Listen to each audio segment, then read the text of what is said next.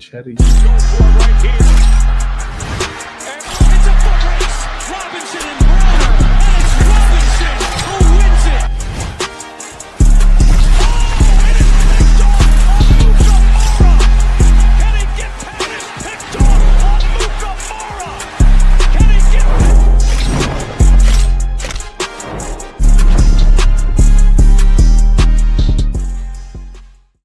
The press release. Yo, what's good? It's wide receiver, Pro Bowl wide receiver, Allen Robinson, with my co-host, Super Bowl champion, Prince Amukamara. What's good, man? Let's get it started quick. I heard that you was saying that Penn State didn't really have a chance. You gotta replay. That's what it sounded like to me when you said that y'all was talking about how y'all were evaluating the game. Oh, nah, I didn't. No. Okay, I'm just making sure there's some respect. I told you I was rolling with Penn State because remember you rolled with Nebraska. Yeah, like, oh, okay. You ain't got to roll with us. You ain't got to roll with us. But even if I wasn't, y'all proved me right, man. Yeah, we did. Tough game, man. But it's early. At the end of the day, college football is a little bit new now, and I know we don't talk a lot about college football, but it's not many teams out there that's going undefeated seasons now, just based on the conferences, based on the schedules. Right.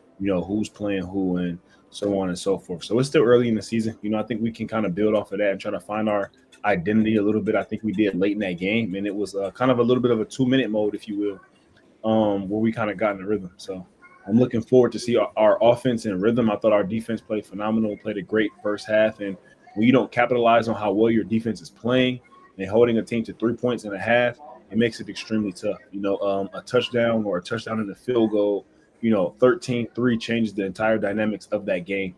With them being on the road, loud, hostile environment, having to make calls, being in a more pass predominant type offense. But unfortunately, our offense didn't really put it together. Yeah, you said it, man. And I mean, yeah, I don't think it's like you said. It's early in the season. I don't think it's time to press the panic button on Penn State. I mean, y'all lost to a top 7, top 8 team, and I'm sure you guys are still in. Like you guys are still ranked, right? I mean, you guys have to still be ranked. You guys are still top. Okay. Yeah. However, it does look good for Oregon when being considered for the playoffs and seedings and stuff like that. That was a great win. Hostile environment, like you said. What was it? Whiteout or something? Yeah. Or black shoes. Yeah. Did you wear the black shoes? Is that tradition? What is you that? have to? They don't give out no other cleats. Oh, so it's really like old school type stuff. Yeah, like you only getting black cleats. Like they don't have no other cleats. I mean, Well, if you was to go out and buy your own, come on, fam. Like, come on. Even now in the NIL era? Yeah, man, black cleats, bruh. Black cleats. Wow. Yeah. I think someone's gonna change that. I mean, we're going to Adidas. We're going to Adidas next year, but Ooh. We'll see. We'll see. But I'm gonna get into it, man.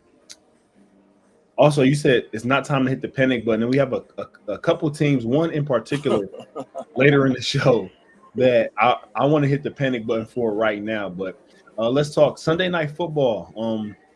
A big common theme for that game was new team, old face. New team to Green Bay Packers, old face to Dallas Cowboys. Micah Parsons. Have you ever been able to play against your old team, or have you had any experience playing against your old team? And what's that like? And I mean, because I had the same, probably a very similar feeling as far as playing against my old team. So I'll let you kind of describe to the fans, like, what's that like? Yeah, it's my old team was the Giants, and so I was on the Bears, and we was the biggest thing.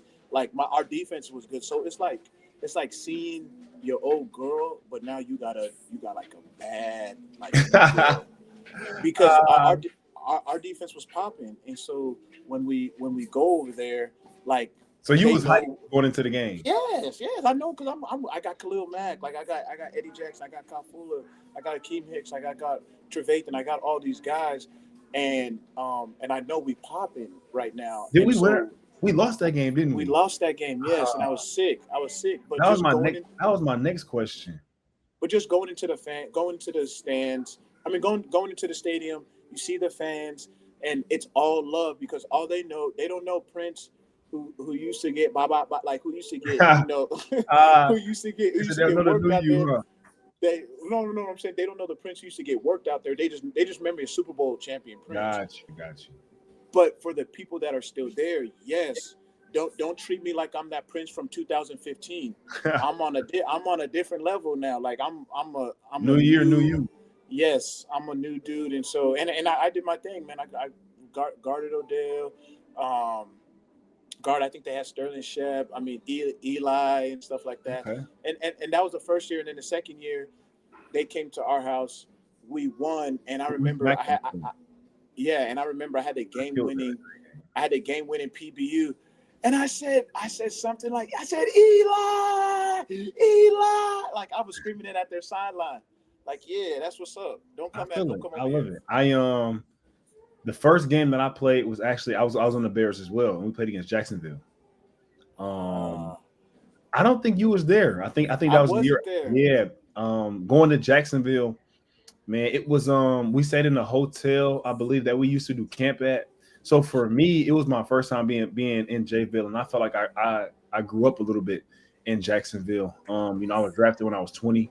So I couldn't even like legally drink, when I first came to Jacksonville. So I was like a kid, low key. So, and just knowing everything, there's records and stuff that I have in Jacksonville. So I had a great experience. So for me going back there, man, it was a surreal feeling. And because I had played there before, I was a game day captain.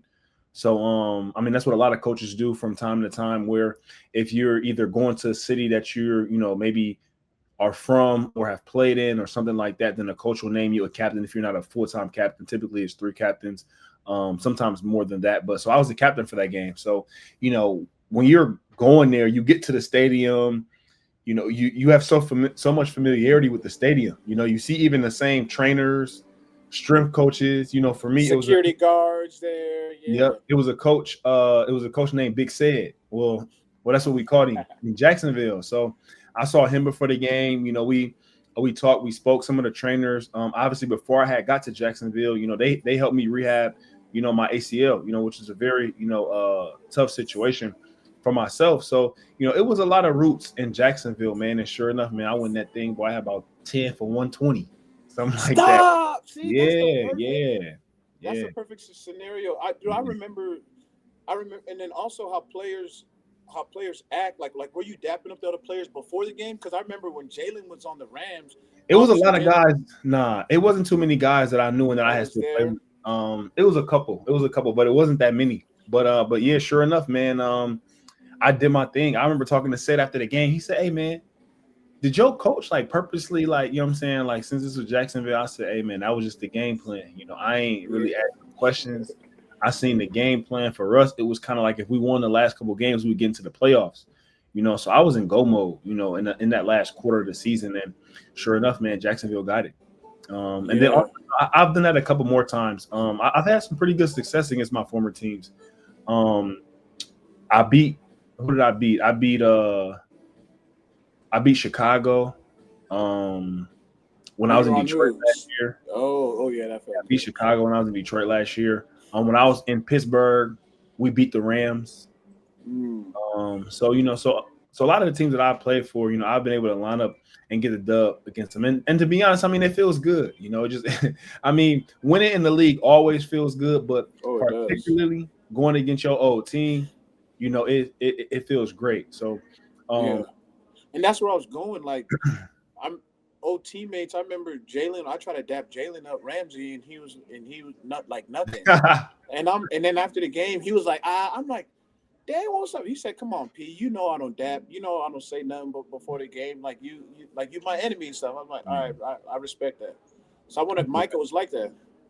Yeah, he was actually. They said it. They said he didn't come out in pregame warmups. He came out when he had his pads on, and he came out a little bit later as well. So I think he said he was out there for 13 minutes. That he didn't talk to anybody of the Cowboys before the game or nothing like that. So he kind of went that route. And to that magnitude, with everything that kind of transpired and how it took place, as far as him not getting his contract, him being traded. I could definitely understand that, but we'll keep it in that division. Injuries at MetLife. I mean, you're a person who played at MetLife and played, a significant amount of time at MetLife. Is it just like is it what is it, man? Because I mean, people continuously get hurt. Now you hear players, come out and say that field in particular, a lot of guys have been hurt on, Giants players and other players. I mean, just to name a few in the last recent years has been Malik Nabers, Aaron Rodgers, and Nick Bosa. And that's just off the top of my head. I was on Twitter today. I saw Victor Cruz.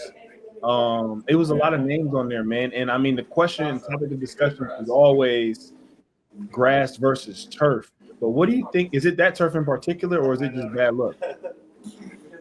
Man, this is going to be an unpopular opinion, but I actually like playing on turf, and so I had no problems with it. And again, you got to understand, as a DB, like my movements are a little bit different than a receiver's in a sense of you guys run full speed straight ahead, and we know where we're side to side. Yeah, you know where you're going and stuff like that. And so, I mean, I don't know. I enjoyed playing on turf, but yes, it just so happens that a lot of injuries has been happening at MetLife, and I think they mentioned they're already going to address it and make it grass. But what's crazy is that there's a lot of other fields when I was playing that wasn't the best. Like we knew. Chicago isn't like this anymore, but we knew Chicago and Washington.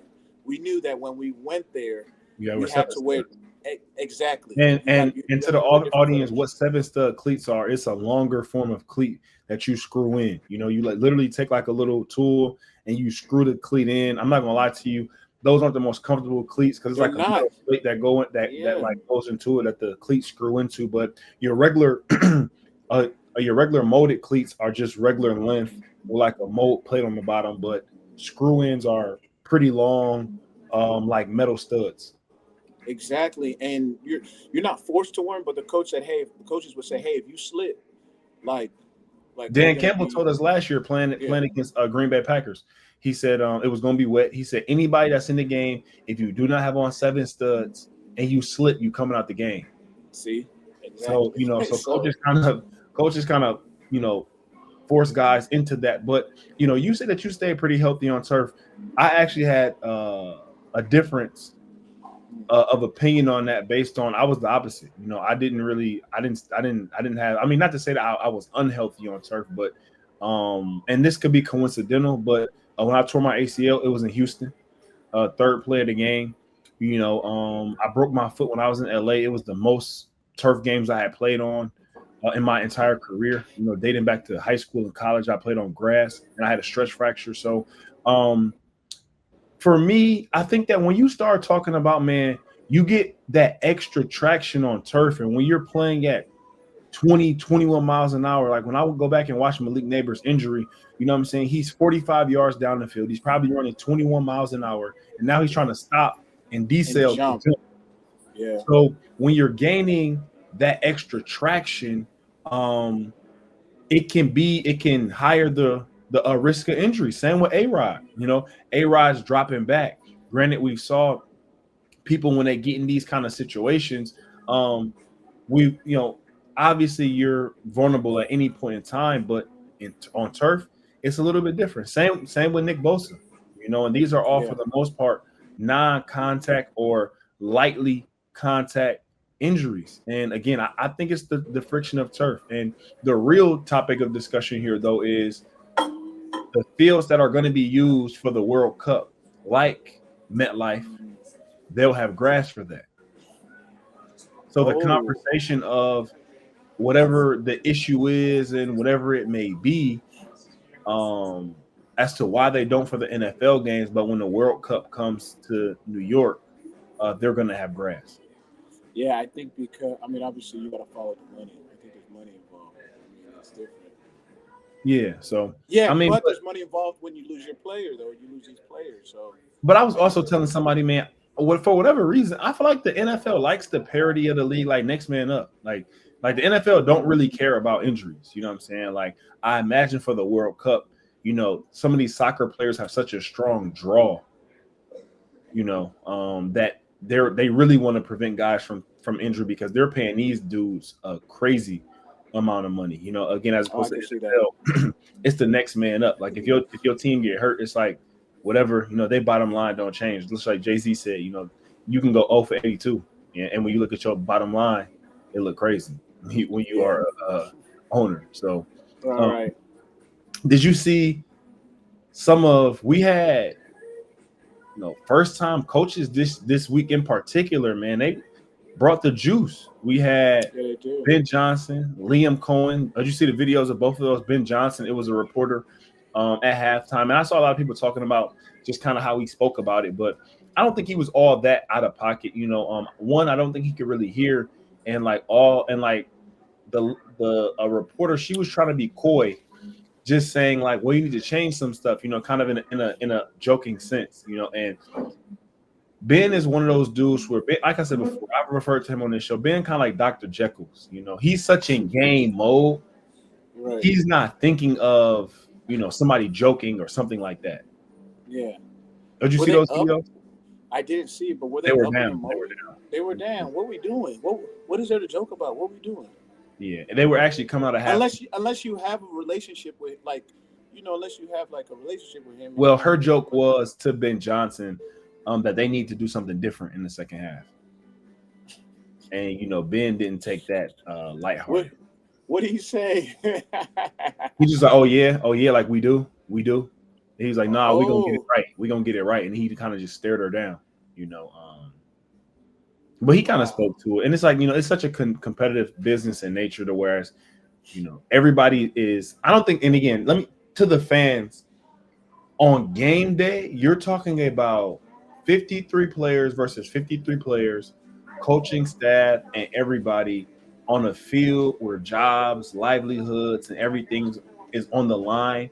And 95% to 98% of these dudes are like super alpha competitive, you know what I'm saying, don't want to lose at anything, you know. So it's not many jokes being cracked. I know sometimes you might see in a team being up or something in a blowout, you might see dudes joking on the sideline, but man, when you get inside those locker rooms on game day, you either have some music jumping or it's silent. It's silent.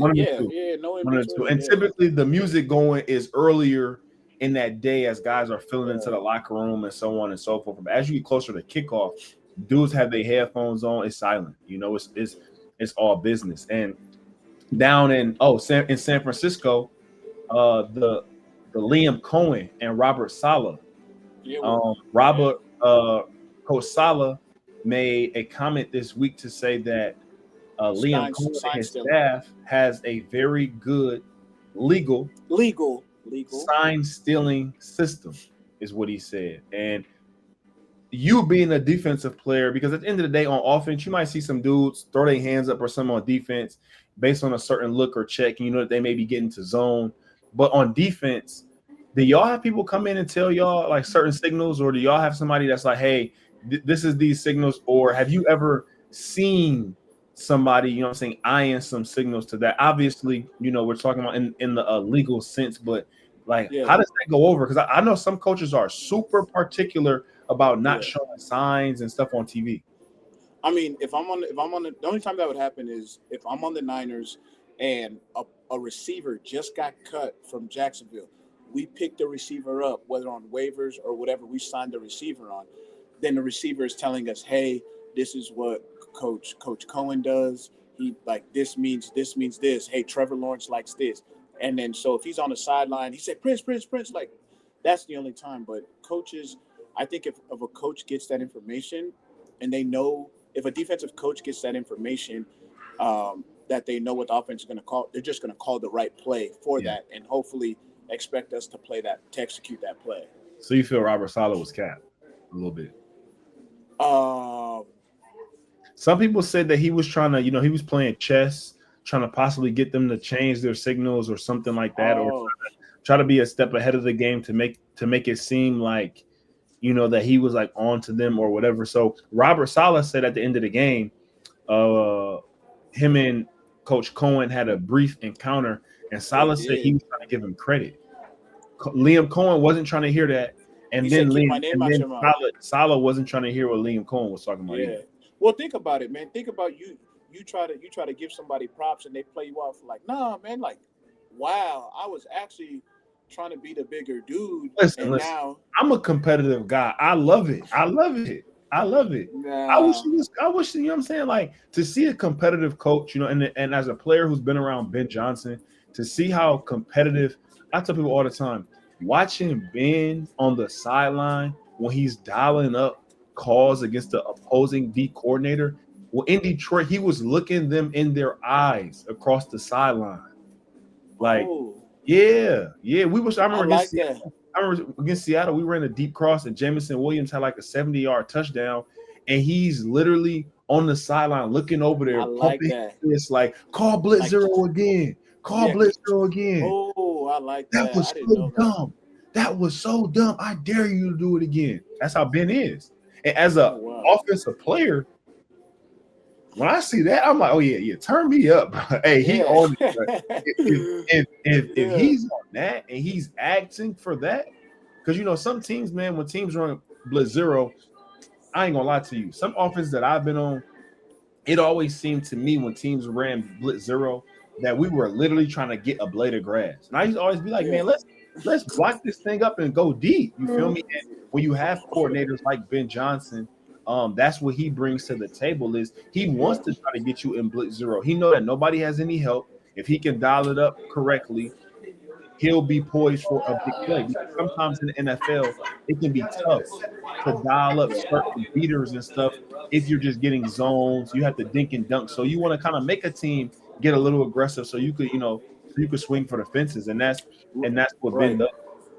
I like that, dog. I feel like most of our OCs and DCs are usually the ones I play for are usually up in the box, so I'm not seeing that grit, that attitude. I mean, it's like he's playing Madden. And talking and talking on the what do kids do online or whatever. Literally, and that's how Ben is. That's how Ben is. But to the segment, I'm bringing it back this week. People rocked with it last week. The BTA segment. Shoot! For the BTA segment this week is Chiefs, Ravens, and the Ravens. Man, they got BTA. Yeah. And mind you, that's a good team, but that's a team that we just spoke earlier in the show. You said it's not time to hit the alarm for Penn State, but for the Ravens, I'm hitting it right now. But I'm not hitting it off of the sheer fact of what's going on with them. Lamar Jackson went out with an injury. Roquan Smith went out with an injury. I believe Marlon Humphrey went out with an injury. I believe one other guy went out for an injury as well. So when you kind of factor it all in, based on who the Baltimore Ravens have played this season, I still wouldn't be hitting the alarm if they had lost, just because they've played some really, really good teams, man. And it's not too many teams that have played week one Buffalo Bills. And then you play against the Detroit Lions. And then your losses against there's 3 losses against Buffalo, the Lions, and the Chiefs. Nobody cares for the Ravens. I mean, you're right. But my thing is, good teams. But if it wasn't for the injuries, I wouldn't hit the alarm button. But that's why I'm hitting the alarm. Oh, because of the injuries. Because of the injuries, and now they're already digging themselves into a hole. As you know, teams that are 1-3 to start the first quarter of the season, the chances of them going to the playoffs is extremely low. Right. So for you, it's such a big game. Obviously, it's not to say that they can't, but they will be digging themselves out of a hole the rest of the year. Now with Lamar being injured, possibly having to be sidelined a game or two, Roquan Smith, same with him. He's going to possibly have to be sidelined. These are all pro players. Like these aren't just same Marlon Humphrey, Pro Bowl player. These are guys that, it's already been an uphill battle with those guys, and now they're out in the division that they're in. It's going to be tough. Yeah, it is. And man, and it's like, do you try to sign people to kind of salvage? I mean, I just wonder what their salary cap is. I'm looking ahead to next year. I know Derrick Henry, I think he signed something, but yeah, that whole room might change. I mean, I feel like this was the year you were close last year. Yeah. this was the year. It's gonna be different, man. And that's how it is in NFL, man. When you get so close sometimes, people just think you can tweak something here, tweak something there, and you'll be able to put yourself in the same position. But as we know, in the NFL, typically the more healthier teams win. You know, at the parade last year for the Philadelphia Eagles, their training staff was holding a sign that said 21 of 22 of our day one starters play in the Super Bowl. Oh, I love that. So when you have that, typically you're that healthy at the end of the year, you're going to be the better team, and they were significantly the better team. 100%. I mean, and you learned that last year when you were at the Lions, where you guys weren't healthy. And again, not making excuses, but had you had, I think Aiden was one of those guys. And we had 16 guys on defense alone on IR. 16. And still made it as far as y'all did. Yeah, the healthy team is usually the more successful team. And that was such a terrible feeling. I tell everybody, last year in Detroit felt like we were on a cliff and slowly losing grip. Every time we would win a big game, we would lose one player. We would lose two players. We would lose another player. You know, so we're winning big games, but a lot of our casualties. I heard Jack Campbell kind of speak to earlier in the season. Man, I don't think I had ever been a part of a game like this. Last year, Thanksgiving, we maybe signed 4 players off the street, and they came in and played right away, and we won that game. Wow. Yep, we won that game. So when you have situations like that, that's extremely rare. And as you saw last year, it was so hard for us to be able to hang on to that all year. But I'm gonna move on to the next segment, which is probably my favorite game balls to give out this week, man. We have a few. The first one that I'm giving to is Michael Penix. Falcons beat the Commanders.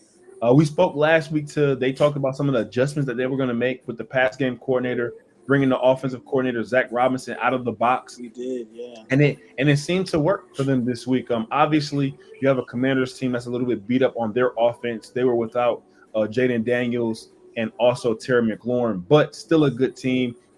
Dan Quinn, their head coach, is a defensive guy. You know, obviously he's going to have that defense ready to go most times than not. But the Falcons end up, shaking back. And in that division, in that AFC South division, I think the Falcons, I don't want to say by far, because, I mean, obviously Tampa, they have a lot of talent too, and they're very close and experienced. But when it comes to sheer talent, man, Bijan Robinson, he's probably running the best out of everybody in the NFL. Obviously, their coach as well said that he was the best player not only in the division and on the field, but in the league. So when you have Raheem saying stuff like that as the head coach, then you know the kind of value he brings. And then you have Michael Penix Jr., you have Darnell Mooney, Drake London, Kyle Pitts, Jesse Bates. They have a lot of talent over there. So I think they're going to continue to get it pushed in the right direction. I'll go to the next game ball, man. This dude has been doing it for so long. Actually, this one is a tandem. Matthew Stafford and Puka Nacua. My 350, 3 tubs. The Rams over the Ravens. I think Puka finished with maybe 170. I saw he broke a record this week or he's close to a record for like most catches through the amount of games that he has. Those dudes are balling. Did you see the receiver? I forget how to say his first name, but his last name is Mitchell. I want to say Adonai Mitchell. I believe I might be butchering his name. Adonai. There we go. That's God's name or whatever. Yeah. So, did you see his 75-yard play? Tried to switch hands, and the ball were out the back of the end zone for a touchback.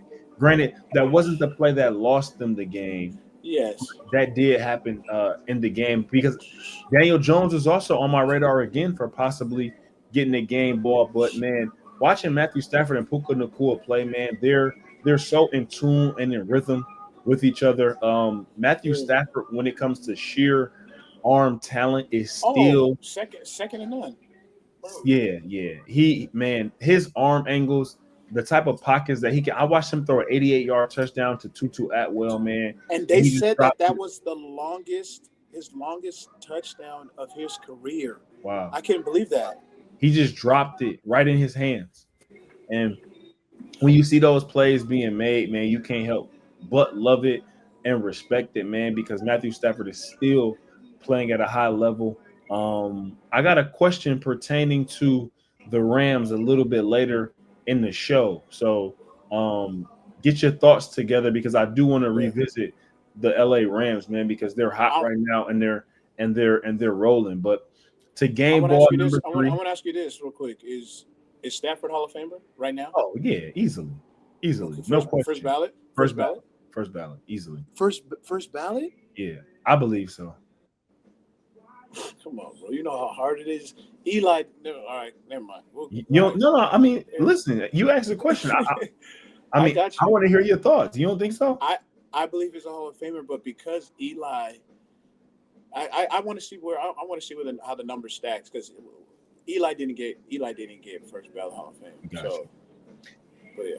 But I also feel like Matthew Stafford at this age is still playing at an extremely high level. True. Yeah. You know, he's playing some of the best football that he's played in his career. You know, and differently, I think that Stafford kind of took some of his lumps early in his career. He did. When he built a lot of yards and different things like that to team statistics and team achievements, I think he's been able to do in LA. You know, I feel like they've won the division a good amount of time. You know, they've been to the Super Bowl. They've won the Super Bowl. So I think that he's continuing to build on that may give him a little bit of an advantage when it comes to that, in my opinion, because again, the way that Matthew Stafford is playing, he can play 2 or 3 more seasons, you know, as long as they keep him upright and he stays healthy. So he's going to continuously pad to his stats and add to what he's already done. But this team that's a part of getting the game ball, you said you had some heat for me today, but Patrick Mahomes and the Kansas City Chiefs, got to give it to you know, they put it together. They played well. He got guys involved, and they were also in our segment earlier of BTA, but Kansas City Chiefs and Patrick Mahomes in particular played extremely well. Yes. Yeah, so do you take your words back? I think he had over 250 yards, and you're saying they need a receivers. Call me, man. They haven't had a receiver have 100 yards all year. But it's by committee. Everybody's just getting love. They don't need one. He's throwing 270 yards. So what if he threw 50 yards to 10 different people, 500 yards? They still need a call. They still need a call for a receiver. I'm gonna say that in that game they wouldn't have had many explosive plays at all. Okay. What 100 yards brings to the table most of the time, and as you have somebody, that means that somebody is out there being able to create chunk plays. Right. When you don't have that, you get into the situation right now where you're, you know, I mean, obviously Kansas City Chiefs, they've won some games, but at the end of the day, when everybody continuously talks about, well, their offense just doesn't look the same, it looks stagnant, it looks whatever, they're missing explosive plays. So when you have, I don't know, Worthy. I mean, what's your guys' goal as an offense to get? Because I think we're trying to limit you guys to like 5 on defense. Yeah, and I want to say on offense, typically it's about 7. You want to get about 5 passes, 2 runs. 2 runs. Some it may be more, but again, for me, it's when you have that player that's dictating coverage and dictating different things and creating those explosives, because that's what you want to do. I mean, whenever you have an explosive play or a 20-yard play, let's use 20 yards. I was going to say 20 plus. A 20-yard play is a fifth of the field that you would gain in one play. Based on the kick return now, teams are getting the ball at the 35-yard line. You know, with one explosive play on that drive, the chances of you scoring on that drive go up significantly just based on that. So you want to create explosives, and for them, that's kind of what they've been missing. That's why I always say receiver. It's like, yeah, receiver by committee is nice, but you're also struggling a little bit with explosive plays, and we know it's not the easiest to win when you're lacking explosives. Very true. I agree with that. For my last game ball of today, I'm giving it to CJ Stroud for the Houston Texans. Finally got a win. They finally got a win, man, and they've been overdue. I don't know if you saw earlier in this week, Ladarius Sneed called out Nico Collins.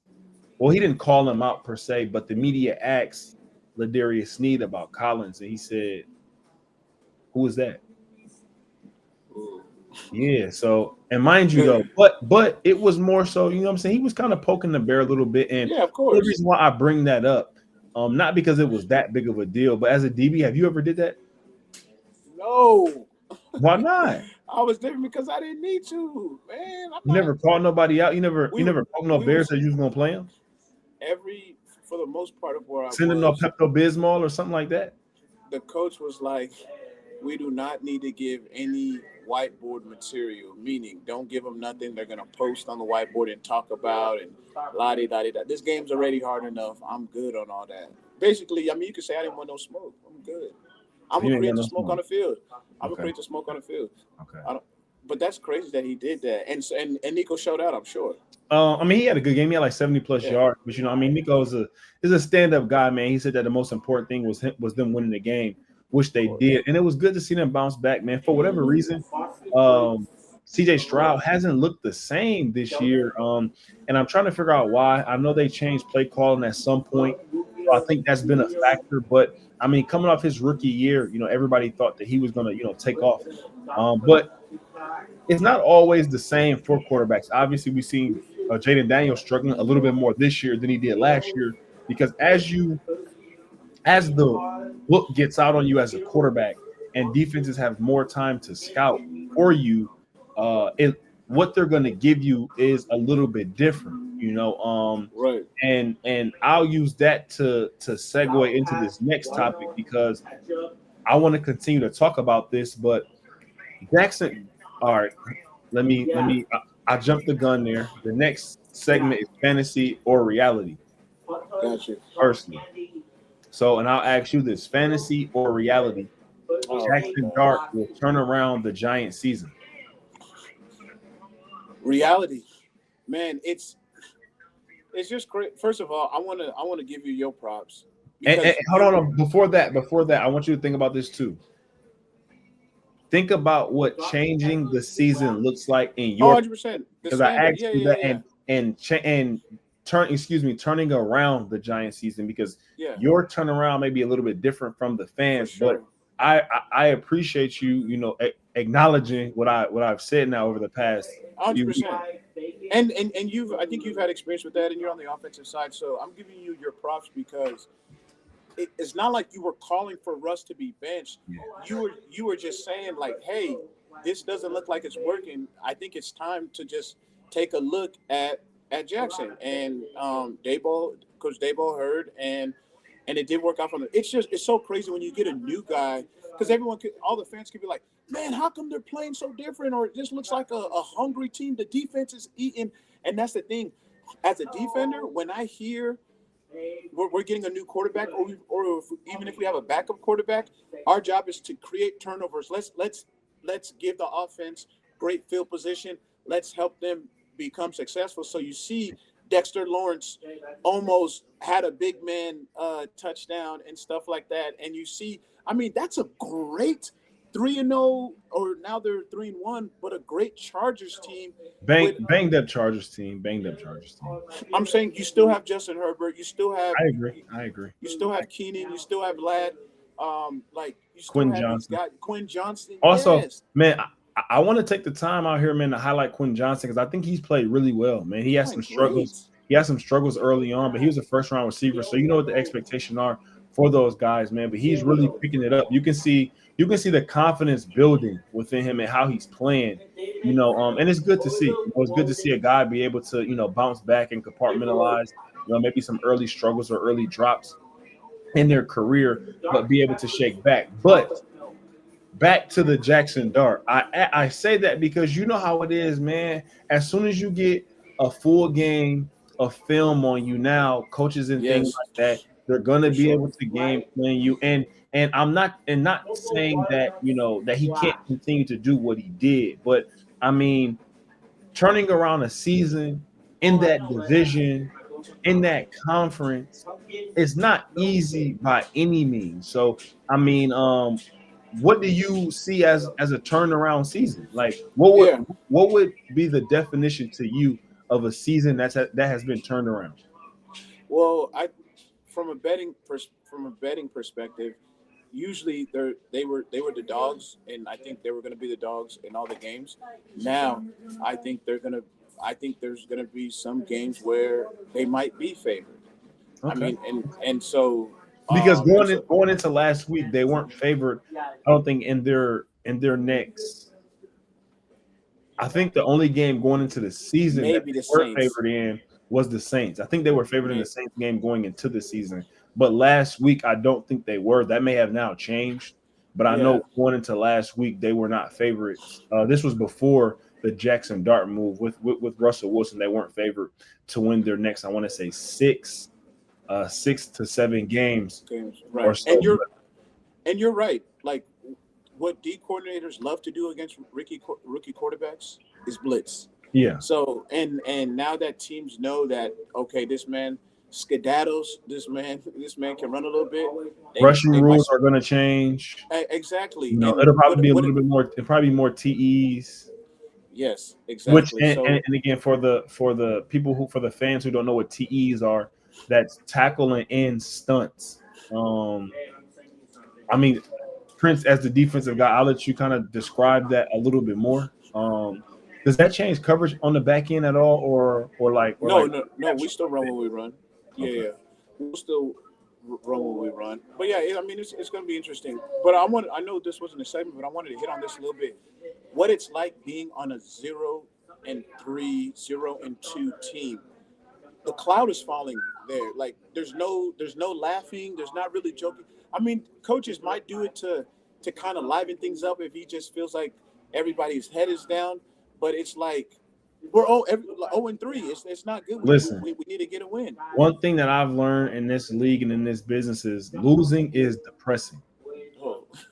So when you 0-2, 0-3, 0-4, man, it's depressing, man. The season seems to be so long.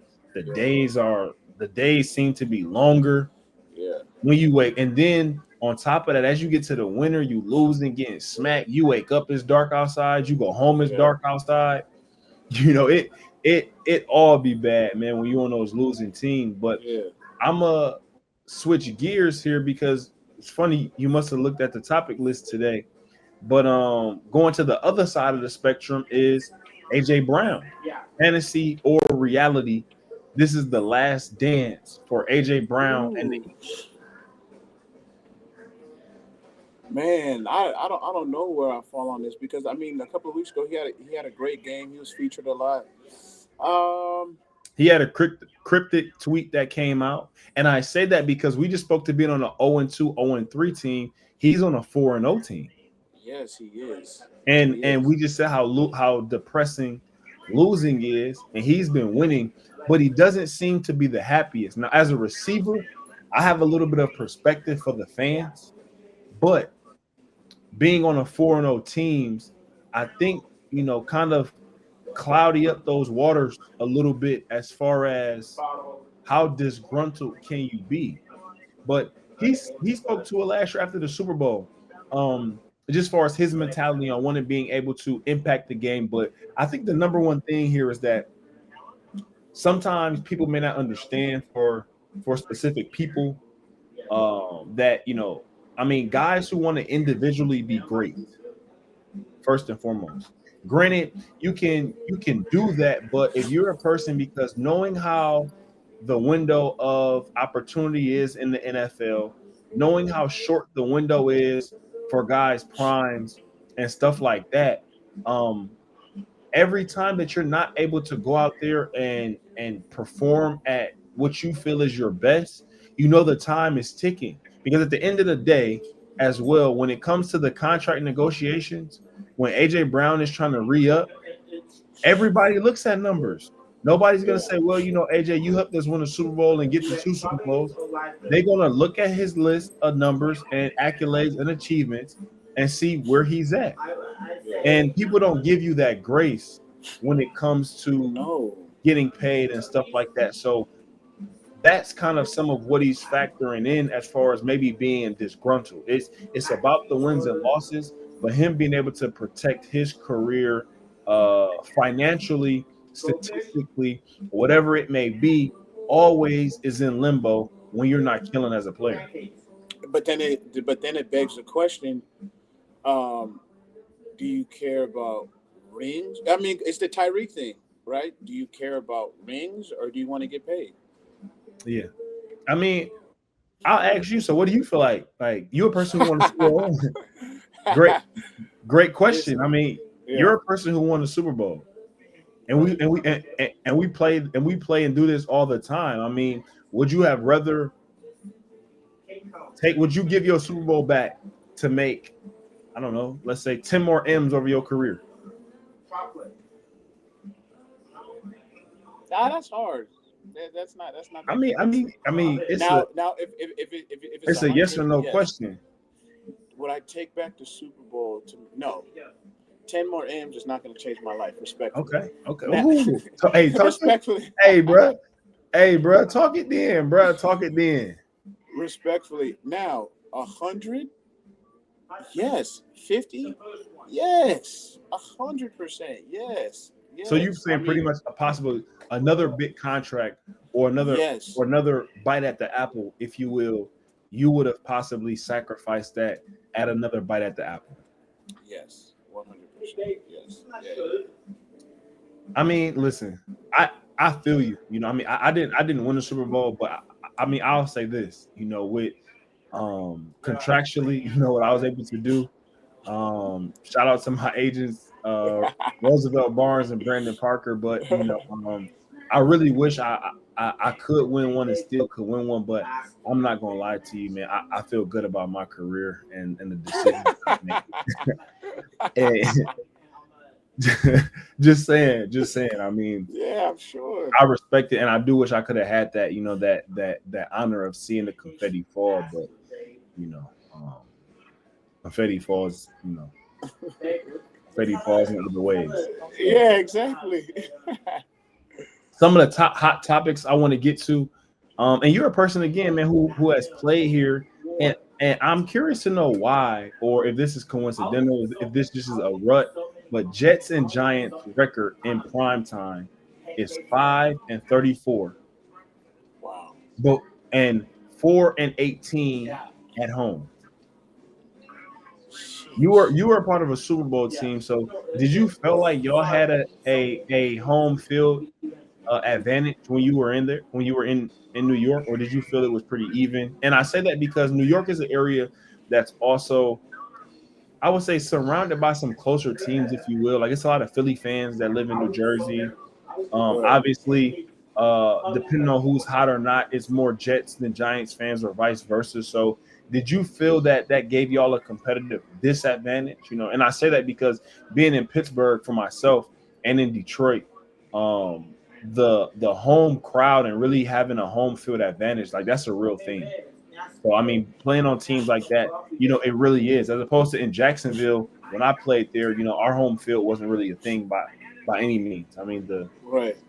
So, I mean, sometimes, I mean, on third downs, it was loud, but I mean, to be honest, I enjoyed playing on the road. I love when it seemed like, road warrior, exactly. I feel like when people were against us and stuff like that, you wanted to make a play to shut them up.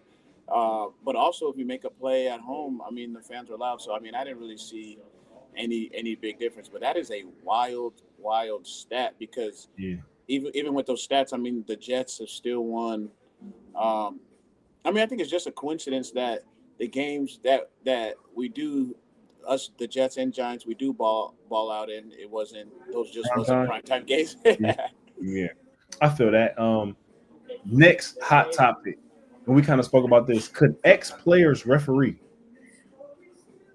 Yes, and they need to. And I'm trying to think. Have some currently? Well, and I'm saying that because, do you think, like, specifically current players, that they should have current players who then, you know, once they're done playing, they start training and then they work full time for the league as referees? Yes. 100%. You don't think like players will be biased at all? I was joking with my homie Adrian Amos. I said if Adrian Amos did and he's biased. If he referee a Jets game, the Jets not getting no calls, fam. The Jets not getting no calls. But I don't care what kind of referee camp he done went through, and I don't care how he didn't convince people that he not biased or nothing like that. If he referee a Jets game, they not getting no calls, bro. No. Right, but that's the thing with the refs. They get graded, and so they're gonna look at the film, boom, boom, and then he probably won't ref again after that. But I mean, Todd, what's his name? Todd or Tom Donahue for the NBA? Yeah. They was, you know what I'm saying? He was betting and kind of doing things in a malicious manner as a referee. Yeah, and they get graded. I think he went to jail. I think he went to jail though. But that's my whole point, though. You know what I'm saying? He was doing things in a bias. He spoke to a bias that the referees had for Allen Iverson, and they start calling carrying on him and stuff like that. I don't know. And they was graded. I don't know if that rule was there back then, or even if it is in the NBA. But I know like dudes get graded. Dudes get graded, and dudes are trying to make it to the Super Bowl. So if you get good grades, then your crew. And so think about it. If I'm trying to make it to the Super Bowl, if I'm trying to get a good grade, I don't know if there's bonuses, but if I'm trying to get a good grade and we get graded as a crew, and you over there tripping, I'm gonna be on you. Like, come on, man, throw the flag, call the right call. I feel that. I respect that. The next hot topic. After last night's game, this was a big conversation today. Should the NFL change having ties? Yes, dude. This is a gladiator sport. They need to do something. I remember though. This is a long topic, but this is along with the topic. But I remember someone said the overtime rules. It should be like coaches should strap up, either do like Oklahoma's or either do. Listen, that's pretty extreme, but I did hear one today that I thought may grow some legs and had a little bit that, you know, when you start thinking and the wheels start turning, Pat McAfee said that they should do like kind of like a face-off with the kickers.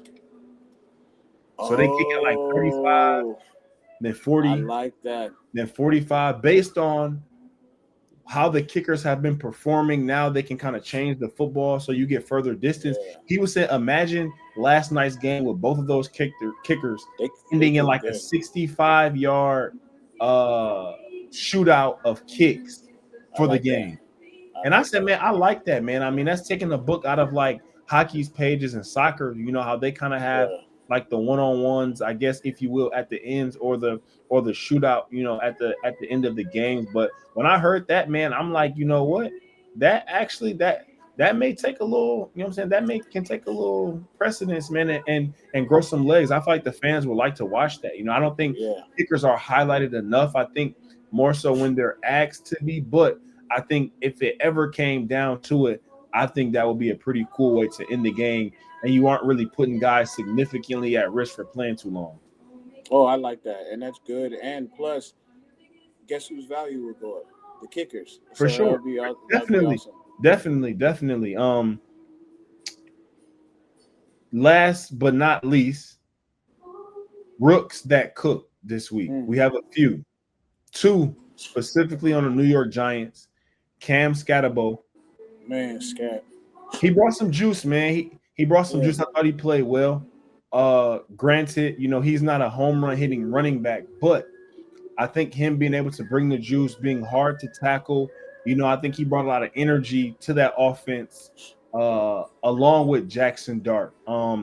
Also in that game, another rook that cooked was OMarion Hampton from the University of North Carolina. Man, he had a long run, and he's been playing well all year, man.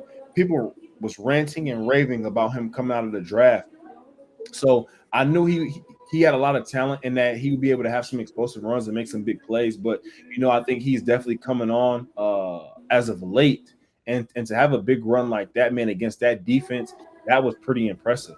Last but not least on this list, rooks that cook, Jaxson Dart.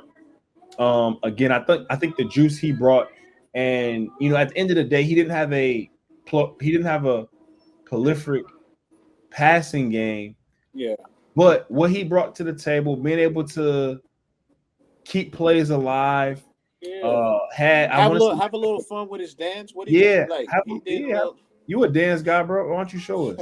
You know, we in studio next week, so you could, you know what I'm saying, you could show the Yeah. fans. But He did a little TikTok dance, but that just brings the juice for the team. Anytime you see, remember when Cam would, yeah, for sure. like, I mean, that's Cam Newton, though, bro. I understand what I'm saying. When a quarterback has that moxie, that swag, it just makes you turn up, man. Yep. And now, last but not least, man, for the fans, next week we are back in the studio. I'm excited for it. I always like being back in the studio. So, I mean, is it confirmed now for our next episode? I think that'll be episode 6. I think I'm gonna have to double check that, but I think for episode 6 we are back in the stew, and we might have a special guest for that week as well. So, so we'll see. Hopefully we are. It's always fun to be in the studio again, especially because we'll have a special guest the next time we are in studio. But lastly, we kind of spoke to it at the beginning of the show, but heartbreaking loss in Happy Valley, man. I'm still devastated. I wish I could have went to the game. How it ended, I'm kind of happy. I didn't go. I want to go to the game. I mean, man, that's a heartbreaking loss, man. Going to a whiteout game, losing in overtime, double overtime at that, man, that's a heartbreaker, you know. So that's a heartbreaker. But I got confidence in my Nittany Lions, and we're gonna be back. Again, I think we can. I said this all year, man. We have a lot to improve, and I think that this team is going to continue to grow. And I think that for this team to really reach their potential, they'll be at their best towards the end of the season. You said you guys are gonna be back. Who's on the schedule? Who you guys got? I don't think we play Ohio State this year. I'm not 100% sure, but I've looked. I mean, Nebraska is on there as well. So I mean, exactly. Yeah. So you talking about? We got smoke from man. No. We're not worried about. No. We got play smoke. Ohio State. You play Ohio State this year. Okay, that's cool. At Ohio State, you play Indiana, who's ranked number 8. Okay. And you play Nebraska, you play Rutgers, you play Michigan State. I don't know, man. You listen. You'll see. Each week we go. You know what I'm saying? We'll dive into it a little bit. Obviously, I'm a Penn State guy. He's a Nebraska guy, so we got some Big Ten connection. We don't always talk college football on here, but we will get into it a little bit because those are our alma mater. But until next time, we appreciate y'all tapping in, watching the shorts and stuff on Instagram, YouTube. We'll keep giving it to you from here. The press release. We back in the studio next week. Tune in with us. See y'all.